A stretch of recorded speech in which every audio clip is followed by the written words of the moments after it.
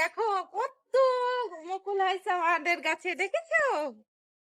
গত বছরে অনেক আম ধরছিল, এবারে অনেক মুকুল আসছে, আশা করি অনেক আম ধরবে। দেখো দেখো একটু দেখাও। এই যে পুরো গাছটা এই দেখছেন কি পরিমাণ মুকুল আসছে। গত বছরে প্রচুর পরিমাণ আম ধরেছিল এই গাছটায়।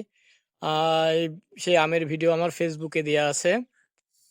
আর এবছরও দেখেন আশানুরূপ প্রচুর মুকুল আসছে, আম গাছের একটা ডালেও মুকুল আসতে বাদ নাই। পুরো গাছটা যখন আপনাদের ঘুরিয়ে দেখাই, এই এক সাইড দেখালাম, এই পাশটাও দেখেন, এই পাশটাও, এই পাশটাতেও প্রচুর মুকুল আসছে, আমের মুকুল। তো যাই হোক, আল্লাহর অশেষ নিয়ামত।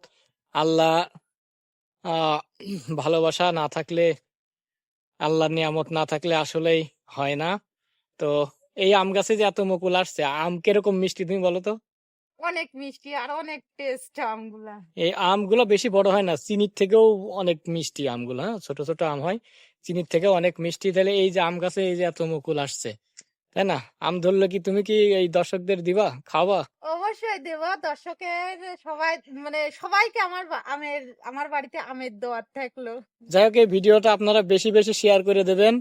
আর দাওয়াত থাকলো সবাইকে। নতুন ইউটিউব চ্যানেল খুলছে মিষ্টি, ওর ইউটিউবে বেশি বেশি সাবস্ক্রাইব করবেন।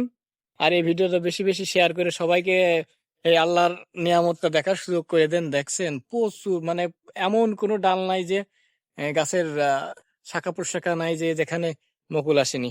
তো সবাইকে বিদায় জানিয়ে দাও। আল্লাহ হাফেজ।